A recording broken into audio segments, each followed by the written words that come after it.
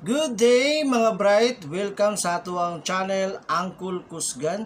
For today's video, we will unboxing the Kiddy 16 new shoes. So atong gitanawon kung unsa kanindot ang maong sapatos. Tara, sabayan na nato ni. So sa box pa lang niya guys, ayang box same na siya og box sa Kiddy 15 kung inyong napansin. By the way, this shoes is not original shoes. It is OEM top grade UE pair quality. Okay? So, disclaimer lang, kung kaya niyo mong paliton original niyo paliton. Pero kung dili ninyo kaya, good sa gyapon og kini inyong gamiton. Ang importante na bagong sapatos. So, mo ni ang Kiddy 16 sa top grade quality. Wow, nindot kayo yung color guys. No?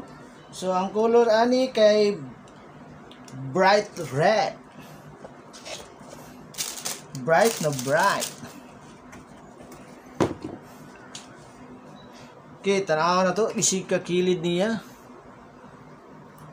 So sa iyang materials diri guys, plastic ni siya, plastic. Tapos pagabot diri synthetic leather.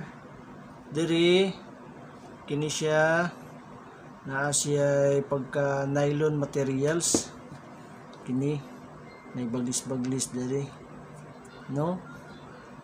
Pili siyang tila, dili ni siya ingin nga pintura. Pili siyang tila. Ang kini iyang Nike kay plastic Nike shoes. Tapos dito sa likod na ay marka nga Easy. Bot si pasabutan na. Diri ang gyapon no. Yung materials diri red na aesthetic leather. Diri nylon gyapon. Na gyapon siya plastic diri nga pula.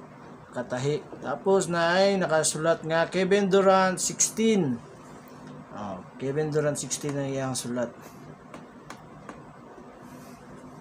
So dirita sa ilalom sa iyahang outer sole na ay bangag-bangag gyapon. So kung napansin niyo sa Kiddy 15 nagyapon yung mga bangag-bangag no. Diri na gyapon guys. Nagyapon bangag-bangag para masulod ang hangin. Siguro makatabang siguro ni siya para sa traction o friction sa imong sapatos no. Magdagan ka. So dirita siyang insole. So sulod foam gyapon baga siya foam. Okay, yung materials baga siya foam guys. So relax na siyang sapatos ani. Yang tang baga pod. So na to yung insole guys. So ngani ang insole like NY key 5 na siya ni NY sana siya sa imong pasabutan na. So diri na ako napansin guys. So diri sila lum nginani yung now na ibangag-bangag. So kini na yung bangag-bangag diri lapos ni diri ya guys.